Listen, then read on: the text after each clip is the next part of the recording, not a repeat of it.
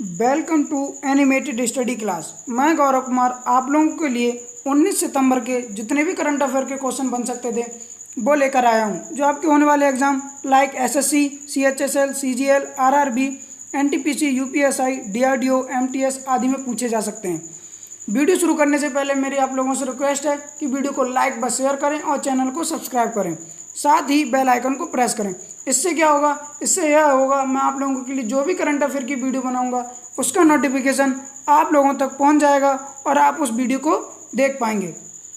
ठीक है, मैंने इस वीडियो की पीडीएफ का लिंक नीचे डिस्क्रिप्शन में दे दिया है, आप वहां से इसकी पीडीएफ डाउनलोड कर सकते हैं। और साथ ही जो लोग नए हैं मेरे चैनल से जुड़े हैं उनसे निवेदन करूंगा कि चैनल को सब्सक्राइब कर लें। तो चलिए फिर आज का पहला क्वेश्चन देखते हैं। हाल ही में किस देश ने कोरोना की जांच के लिए small box rapid test kit device विकसित की है? कौन सी small box rapid test device विकसित की है? तो इसका आंसर है ब्रिटेन। ब्रिटेन ने ही small box rapid test kit विकसित की है। अब ये इसमें क्या होगा, इसमें जो ब्रिटेन के कॉलेज यूनिवर्सिटी है उसका नाम है इंपीरियल। क्या नाम है? इंपीरियल। लंदन की एक इंपीरियल कॉलेज यूनिवर्सिटी है, उसके वैज्ञानिकों ने यह डिवाइस विकसित किया। उन्होंने कहा इसके लगभग 95% कितने, लगभग 95% यानी कि जो इसका परिणाम आता है वो बिल्कुल सटीक आता है। ठीक है, और यह मात्र 90 मिनट में, कितने, मात्र 90 मिनट में कोरोना की जांच के परिणाम सही और सुरक्षित देती है। ठीक है, इसके लिए ब्रिटेन सरकार ने इंपीरियल कॉलेज के लिए लगभग 58 लाख टेस्ट किट बनाने का ऑर्डर दिया है। कितने, लगभग 58 लाख टेस्ट किट बनाने का ऑर्डर दिया है। ठीक है, उम्मीद आप लोग क्वेश्चन समझ पा रहे होंगे। अब बात करते हैं ब्रिटेन की, तो आप मैप में देख सकते हैं ये जो वाला पार्ट दिख रहा है येलो येलो, यही ब्रिटेन है। कौन है? ब्रिटेन। ठीक है, ब्रिटेन की राजधानी क्या है? लंदन। और यहाँ की करेंसी क्या है? Pound sterling. और यहाँ के पीएम कौन है? Boris Johnson. ठीक है, उम्मीद है आप लोग क्वेश्चन समझ पाए होंगे। चलिए फिर आगे बढ़ते हैं। तो अगला क्वेश्चन है, हाल ही में किस देश ने टिकटॉक और वी चैट पर रोक लगाने के आदेश दिए हैं? किसने? हाल ही में किस देश ने? तो इसका आंसर है अमेरिका। जो अमेरिका के राष्ट्रपति हैं डोनाल्ड ट्रंप, उन्होंने यह घोषणा की है कि आने वाले 48 घंटों में, कब? आने वाले 48 घंटों में टिकटॉक और वी चैट पर बैन लगा दिया जाएगा। और जिन लोगों के मोबाइल में यह एप्लीकेशन उपलब्ध है यानी कि इंस्टॉल की हुई है वह भी हटा दी जाएगी। कौन कौन सी? टिकटॉक और वी चैट। और यह आने वाले 48 घंटों में होगा। ठीक है, रविवार को यानी कि कल आने वाले दिन में जो अमेरिका के राष्ट्रपति डोनाल्ड ट्रंप वह इस पर साइन भी कर देंगे कि इन्हें पूर्णतः बंद कर दिया जाए। ठीक है, अब मैप में अमेरिका को देखते हैं। ये वाला जो पार्ट मैंने लाइनिंग की है यही अमेरिका है। क्या है? अमेरिका। ठीक है, उम्मीद आप लोग क्वेश्चन समझ पा रहे होंगे। बात करते हैं अमेरिका की, तो अमेरिका की राजधानी क्या है? Washington DC. और यहाँ की करेंसी क्या है? USA dollar. और यहाँ के राष्ट्रपति कौन है? Donald Trump. अब डोनाल्ड ट्रंप से एक और क्वेश्चन बनता है कि डोनाल्ड ट्रंप के लिए कौन सी सन के लिए यानी 2021 के लिए शांति नोबेल पुरस्कार के लिए नाम नामित किया गया है? यानी कि डोनाल्ड ट्रंप का नाम 2021 के लिए नोबेल शांति पुरस्कार के लिए नामित किया गया है। उम्मीद आप लोग क्वेश्चन समझ गए होंगे। चलिए फिर आगे बढ़ते हैं। तो अगला क्वेश्चन है, हाल ही में यूएन की रिपोर्ट के अनुसार कोरोना काल में लगभग कितने करोड़ लोग भूख के कारण मृत्यु को प्राप्त हो सकते हैं? किसने रिपोर्ट जारी की है? यूएन ने। और कितने करोड़ लोग लगभग? तो इसका आंसर है 27 करोड़ लोग लगभग भूख के कारण मृत्यु को प्राप्त हो सकते हैं अगर उन्हें खाना नहीं मिला। तो ऐसा किसने कहा है? यूएन ने। यूएन ने कहा है, यूएन की जो खाद्य कार्यक्रम है यानी विश्व खाद्य कार्यक्रम, उसमें कहा है अगर इस कार्यक्रम के तहत 27 करोड़ लोगों को भोजन नहीं मिला तो वह भूखे के कारण मर जाएंगे। ठीक है, इसकी जानकारी जो संयुक्त राष्ट्र खाद्य प्रमुख डेविड बेस्ले, कौन है? डेविड बेस्ले, उन्होंने इसकी जानकारी दी है। ठीक है, इसके लिए जो डेविड बेस्ले हैं उन्होंने जो अरबपति लोग हैं जैसे फेसबुक के संस्थापक, अमेजॉन के एलन मस्क यानी जो स्पेस एक्स के संस्थापक हैं, उन लोगों से रिक्वेस्ट की है कि आप लोग बढ़ चढ़कर यानी कि भूखे लोग हैं उनके लिए राशि प्रदान करके उनकी भूख को मिटाने के लिए कुछ राशियां दें। ठीक है, उम्मीद है आप लोग क्वेश्चन समझ पा रहे होंगे। अब किसने रिपोर्ट जारी की है? यूएन ने। तो यूएन की बात करते हैं, यूनाइटेड नेशन। ठीक है, इसकी स्थापना कब हुई? 24 अक्टूबर 1945 को। और इसका हेडक्वार्टर कहाँ है? न्यूयॉर्क सिटी में। और इसके प्रमुख कौन है? Antonio Guterres. उम्मीद है आप लोग क्वेश्चन समझ गए होंगे। चलिए फिर आगे बढ़ते हैं। तो अगला क्वेश्चन है, हाल ही में गूगल ने प्ले स्टोर से कुछ समय के लिए किस भारतीय मनी ट्रांसफ़र एप्लीकेशन को हटा दिया था? किसको? कुछ समय के लिए मनी एप्लीकेशन ट्रांसफ़र को हटा दिया था। तो इसका आंसर है पेटीएम। पेटीएम के लिए ही गूगल ने कुछ समय के लिए हटा दिया था गूगल प्ले स्टोर से। अब ये हटाया क्यों था, किस कारण हटाया था? तो जो गूगल है उन्होंने इसके लिए एक पॉलिसी दी है, यानी कि यह कहते हुए हटाया है कि पेटीएम ने जो गूगल की पॉलिसी है उनका उल्लंघन किया है, यानी कि जो गूगल के गाइडलाइंस है उनका उल्लंघन किया है। अब ये गाइडलाइंस कैसे हैं? तो गूगल का कहना है कि हम जो सट्टेबाजी है, यानी ऑनलाइन सट्टेबाजी होती है, उसको हम बढ़ावा नहीं देते हैं, बल्कि पेटीएम इस चीज़ को बढ़ावा दे रहा है। इसीलिए गूगल ने प्ले स्टोर से पेटीएम के लिए कुछ समय के लिए हटा दिया था। ठीक है, क्योंकि आप लोगों ने देखा होगा Dream11 है, MPL है आदि जो ऑनलाइन गेम्स हैं जो सट्टेबाजी को बढ़ावा देते हैं, इसके लिए इसमें पेटीएम का पैसे यानी मनी ट्रांसफ़र करने के लिए पेटीएम का यूज हो रहा था। तो इसीलिए इस कारण गूगल ने प्ले स्टोर से इसको हटा दिया था, बट कुछ समय बाद इसे रिव्यूज़ भी कर दिया, यानी कि इसे वापस प्ले स्टोर पर आ गया था। ठीक है, उम्मीद आप लोग क्वेश्चन समझ गए होंगे। ठीक है, अब बात करते हैं पेटीएम की। तो पेटीएम की स्थापना कब हुई थी? अगस्त 2010 में। कब? अगस्त 2010 में। और इसके हेडक्वार्टर कहाँ पर है? नोएडा में। और इसके प्रमुख कौन है, यानी कि प्रमुख CEO कौन है? विजय शेखर शर्मा। कौन है? विजय शेखर शर्मा। उम्मीद है आप लोग क्वेश्चन समझ गए होंगे। चलिए फिर आगे बढ़ते हैं। तो अगला क्वेश्चन है, हाल ही में स्पुतनिक 5 वैक्सीन के दुष्परिणाम सामने आ रहे हैं। वैक्सीन किस देश के द्वारा बनाई गई है? कौन सी? स्पुतनिक 5। तो यह रूस के द्वारा, किसके द्वारा? रूस के द्वारा बनाई गई है। दरअसल आप लोगों को याद होगा कि मैंने आप लोगों को क्वेश्चन भी कराया था कि कुछ समय पहले रूस ने सबसे पहले यह दावा किया था कि हमने कोरोना की वैक्सीन बना ली है, और उस वैक्सीन का नाम दिया था स्पुतनिक 5। ठीक है, अब उस वैक्सीन को लॉन्च तो कर दिया गया, तो अब उसके तीसरा ट्रायल पूरा ना होने के कारण अब उसके कुछ दुष्परिणाम सामने आ रहे हैं। उन्हीं में से एक जो पेशेंट था जिस पे यानी कोरोना वैक्सीन का ट्रायल किया गया था, उसमें उसके दुष्परिणाम आ रहे हैं। उसमें जो पेशेंट था उसमें उसकी मांसपेशियां जो होती हैं उनमें दर्द है, और उसका तापमान लगातार बढ़ रहा है। यानी जो पेशेंट था उस पर दुष्परिणाम आ रहे हैं, उसमें उसके मांसपेशियों में दर्द, तापमान कभी बढ़ रहा है कभी घट रहा है, यानी उसका टेम्परेचर, बॉडी टेम्परेचर बढ़ और घट रहा है। ठीक है, तो ऐसे दुष्परिणाम उसके सामने आ रहे हैं। तो यह किस देश की है? रूस की। अब बात करते हैं रूस की। तो यह जो मैप में देख रहे हैं यही रूस है। क्या है? रूस है, जिसे मैंने लाइनिंग की है।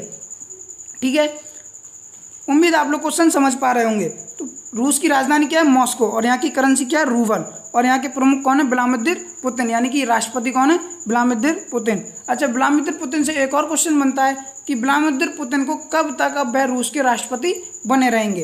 तो इसका आंसर है सन 2036 तक। कब? सन 2036 तक अब वह रूस के राष्ट्रपति बने रहेंगे। उम्मीद है आप लोग क्वेश्चन है अच्छी तरीके से समझ गए होंगे। चलिए फिर आगे बढ़ते हैं। तो अगला क्वेश्चन है, हाल ही में किस राज्य में प्रधानमंत्री मोदी जी द्वारा कोसी रेल महासेतु का उद्घाटन किया गया है? किसका? कोसी रेल महासेतु का उद्घाटन किया गया। तो इसका आंसर है बिहार। कहाँ पर? बिहार में। आप मैप में देख सकते हैं जो रेड पार्ट दिख रहा है यही बिहार है। यह जो कोसी रेल महासेतु है यह कोसी और मिथिला को जोड़ेगा। जो बिहार में 2 शहर हैं कोसी और मिथिला, इनको जोड़ेगा। यह एक रेल सेतु है, रेल महासेतु है। इसके बीच सुपौल, आसनपुर, कुपहा के बीच ट्रेन चलेगी, और जिससे जो सुपौल, अररिया, सहरसा जिले आदि जिले को इससे बहुत ही ज़्यादा लाभ प्राप्त होगा। ठीक है, अब बात करते हैं बिहार की। तो बिहार की राजधानी क्या है? पटना।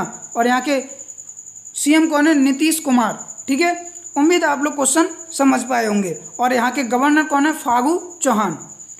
चलिए फिर आगे बढ़ते हैं। तो अगला क्वेश्चन है, हाल ही में विंस्टन ग्रूम का निधन हो गया, वह कौन थे? किसका? विंस्टन ग्रूम का। तो यह एक लेखक थे। कौन थे? लेखक। इनका एक उपन्यास था जिसका नाम था फॉरेस्ट गंप। क्या नाम था? Forrest Gump. उस उपन्यास पर सन 1994 में एक फिल्म बनी थी, और उस फिल्म के लिए इन 6 बार, उस फिल्म में 6 बार ऑस्कर पुरस्कार जीता था। कितनी बार? 6 बार ऑस्कर पुरस्कार जीता था। और यह फिल्म कब बनी थी? 1994 में। ठीक है, और यह एक बहुत ही जाने माने लेखक थे। उम्मीद है आप लोग क्वेश्चन समझ पाए होंगे। आप फोटो में देख सकते हैं जो दिख रहे हैं यही विस्टन ग्रूम है। कौन है? Winston groom. ठीक है, उम्मीद आप लोग क्वेश्चन समझ गए होंगे। चलिए फिर आगे बढ़ते हैं। तो अगला क्वेश्चन है, वर्ल्ड बैंक ने किस राज्य केंद्र शासित प्रदेश को स्वास्थ्य सेवाएं ठीक करने के लिए 367 करोड़ रुपए देने की घोषणा की है? कितनी? वर्ल्ड बैंक ने 367 करोड़ रुपए देने की घोषणा की है। तो इसका आंसर है जम्मू कश्मीर। किसके लिए? जम्मू कश्मीर के लिए लगभग 50 मिलियन अमेरिकी डॉलर। कितने? 50 मिलियन अमेरिकी डॉलर। ठीक है, और यह भारतीय करेंसी में कितने? लगभग 367 करोड़ रुपए की मदद देगा, जिससे केंद्र शासित प्रदेश जो जम्मू कश्मीर है उसमें जो स्वास्थ्य सेवा, राज्य की स्वास्थ्य सेवाएं, एम्बुलेंस है, नर्स, डॉक्टर, फर्नीचर आदि सेवाओं पर वह इसे खर्च कर सके और राज्य की स्वास्थ्य सेवा सही से ठीक से कर सके। इसके लिए वर्ल्ड बैंक ने दिए हैं। ठीक है, आप मैप में देख सकते हैं ये वाला जो पार्ट दिख रहा है यही जम्मू कश्मीर है। क्या है? जम्मू कश्मीर। ठीक है, उम्मीद है आप लोग क्वेश्चन समझ पाए होंगे। अभी जम्मू कश्मीर के कौन उपराज्यपाल बने हैं? तो इसका आंसर है मनोज सिन्हा। कौन बने? मनोज सिन्हा।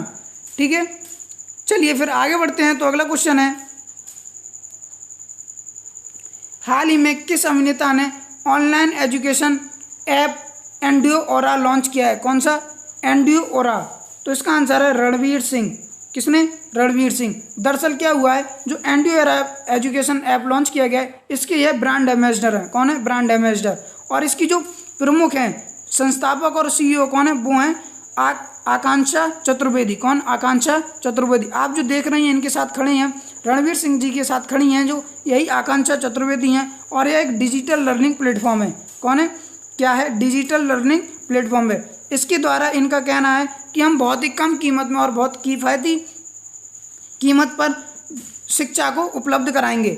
और यह इन्होंने किस टेलीविज़न के साथ टाई अप किया है? तो G5। किसके साथ?